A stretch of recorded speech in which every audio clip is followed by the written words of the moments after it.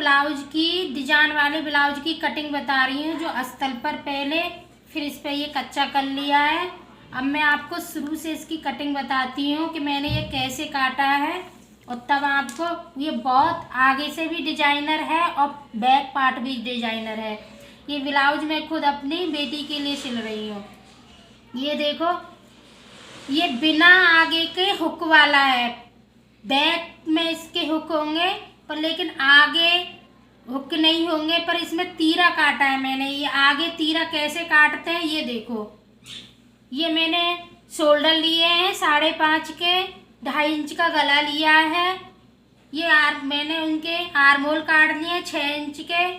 अब इस पे जो तीरा का निशान काटा है ये मैंने 12 इंच पे काटा है, क्योंकि 12 इंच पे काटने के बाद में इसमें टक लगेगा 2.5 इंच का, ठीक है ना। इस तरह तो मैंने ये इस तरह मार्किंग करके 6 इंच पे आर्मोल की मार्किंग की थी, 2.5 इंच पर गले की मार्किंग की थी। इसकी गहराई गले की मैंने ली है, पान वाला गला बना रही हूँ इसलिए इसकी गहराई ली है मैंने 7 इंच। और ये आपकी इच्छा के अनुसार आप कितना लेना चाहते हो उस हिसाब से आपने कितना गहरा कितना नहीं लेना है वो अपने हिसाब से ले लेना, पर लेकिन मैंने इसको 7 इंच लिया है। अब इसको मैंने तीरे को अस्तर पर काटा है। पहले इस तीरे को मैंने इस तरह गुलाई से, जैसे नॉर्मल तीरा काटते हैं आगे फ्रंट वाले हुक में, ऐसे ही तीरा काट लेना, पर आपको यहाँ कट नहीं लगाना है, सिर्फ तीरा तीरा काटना है। और इस तरह तीरा काट के ये मैंने क्या है कि कच्चा कर लिया, गला नहीं काटा है अभी इसका गला मैं बाद में काटूंगी। जो मैंने इस गले को बुकरम पे काट लिया है, ये देखो इस तरह बुकरम पे काट लिया है। बुकरम के काटने के बाद में मैं इसको यहाँ सेट कर दूंगी कपड़े पर। इस पर अस्तर लगाकर मैंने कैनवास प्रेस वाली ली है, इसको कैनवास को कपड़े पर प्रेस कर लेना है आपको इस तरह काट कर, और सेट हो जाएगी, ठीक है ना।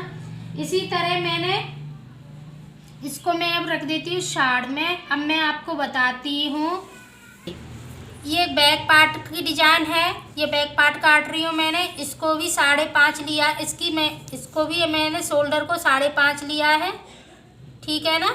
6 इंच के मैंने आर्मोल लिए हैं, ठीक है ना। मैंने आर्मोलों की कटिंग कर ली है। इसका बी गला बना रही हूँ पीछे को, जो मैंने 2.5 इंच पे निशान लगाया है, ये देखो ये 2.5 इंच पे ये निशान लगाया। गहराई अपने हिसाब से ले लेना, मैंने इसकी गहराई ली है 7 इंच।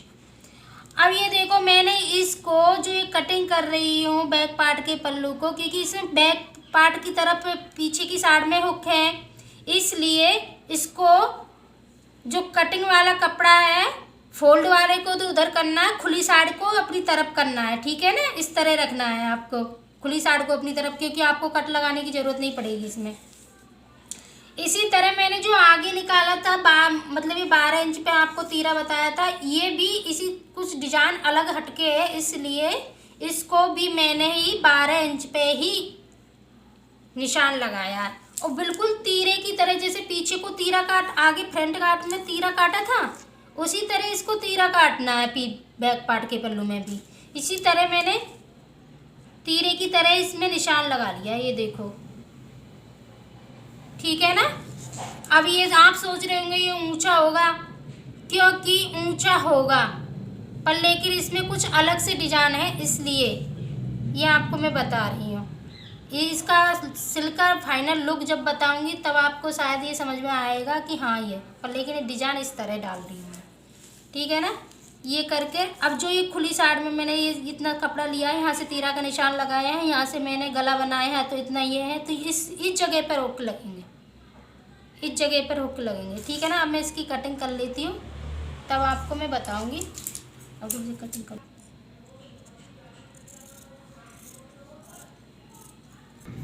ला तो दे कपड़े खाएं स्विच। अब ये देखो मैंने इसको जो आपको फ्रंट का पार्ट काटा था, इसको मैंने अस्तर पर सेट कर लिया। इस तरह अस्तर पर सेट कर लेना है आपको। ये अस्तर पे सेट करने के बाद में दोनों पार्टों को मैंने अस्तर पे सेट कर लिया, ये देखो। सेट करने के बाद में इस पर कच्चा कर लेते हैं, ठीक है ना। अब मैं आपको स्टिचिंग बाद में दिखाऊंगी दूसरे भाग में, ठीक है। ये आपको मैंने कटिंग दिखाई है।